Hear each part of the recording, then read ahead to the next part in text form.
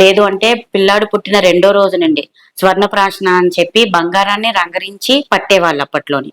ఇప్పుడు అది పట్టడం కష్టం కాబట్టి దాని ప్లేస్ లోనే స్వర్ణ బిందు ప్రాశన అని చెప్పి డ్రాప్స్ రూపంలో వస్తుంది. అలాంటివి ఇవ్వడం వల్ల వాళ్ళ యొక్క ఇమ్యూనిటీని పెంపొందించిన వాళ్ళం అవుతాం.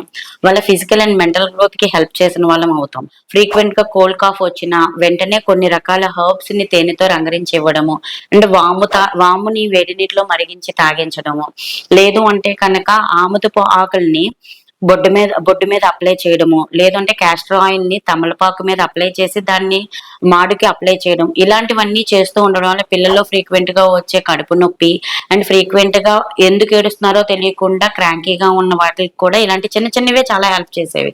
ఇప్పుడు మనం ప్రతి దానికి అలోపతి హాస్పిటల్ కి పరిగెట్టి యాంటీ యాసిడ్స్ అని, లేదంటే కనుక పెయిన్ కిల్లర్ సిరప్స్ అని, లేదంటే పారాసిటమాల్ సిరప్స్ అని ఫ్రీక్వెంట్ గా మనం వేస్తూ ఉండడం వల్లే పిల్లలు ఇన్ని రకాల హెల్త్ ఇష్యూస్ చూస్తున్నాం. ఇప్పుడు ఫ్రీక్వెంట్ గా ప్రతి దానికి ఫ్లూ వచ్చిందా వ్యాక్సిన్, లేదంటే టైఫాయిడ్ వచ్చిందా దానికో వ్యాక్సిన్. అలా కాకుండా న్యాచురల్ గా ఉండే ఇమ్యూనిటీని మనమే కిల్ చేసుకున్న వాళ్ళం అవుతాం.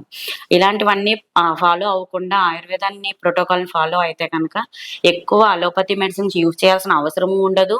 అండ్ మన పిల్లల్ని మనం న్యాచురల్ వేలో ఇమ్యూనిటీని ఇచ్చిన వాళ్ళం కూడా అవుతాం. వాళ్ళ యొక్క ఫిజికల్ అండ్ మెంటల్ గ్రోత్ కి డెవలప్ అయిన వాళ్ళం అవుతాం మనం.